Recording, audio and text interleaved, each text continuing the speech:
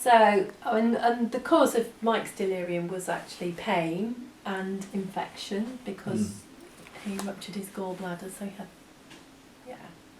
pretty grim, but you survived it because you're a toughie.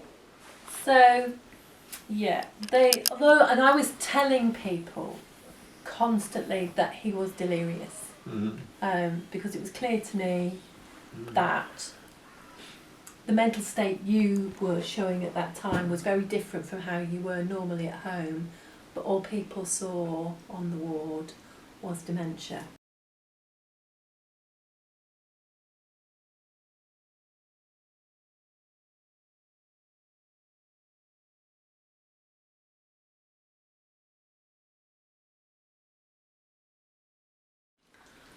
So then we had a brush more recently in September last year.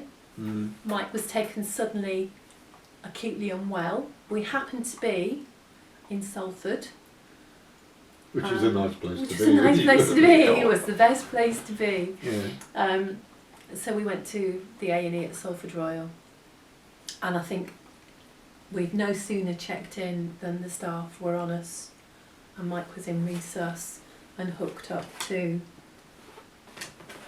IVs and given medication, and within minutes people were talking to us about, well, he's not going home, we've booked a bed for you already. And I sat for 4 hours in A&E watching Mike improve dramatically. And you spent four days in hospital and was home like that with the delirium did not progress, and you came home with no cognitive effect.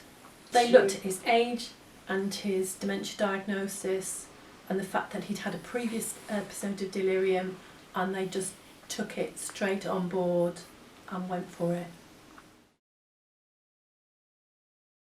Well, in Mike's case, it was antibiotics. Oh, the thing is, you need to know what's caused it, and that can be hard. So we knew he had an infection because he had this amazing temperature, but we never really quite got to the source of it. It could have been a urinary tract infection. Mike also has a heart condition. It could have been that. But they checked everything. They did bladder scans, chest x-rays, heart scans, came to the conclusion it probably was a chest infection that just absolutely floored him. I'm still here. And you're still here. Still annoying me.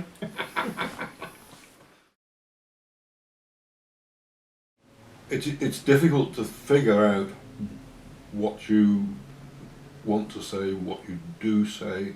Sometimes I say the wrong thing, sometimes I really don't know what I'm talking about. And people can think if you're unwell that that's the norm. True. And it's not. You talk good sense most of the time. Oh, thank you. Yeah, we don't wimp about it. We enjoy ourselves, don't we? And You have a good life. oh, yeah, sure. I wouldn't be here if I didn't have a good life. My life has to be very much with you and with the dogs and doing things. You're a great person for. Come on, let's do the dog song. Let's go to Timbuktu. You make me sound like the Sergeant Major. Oh yes.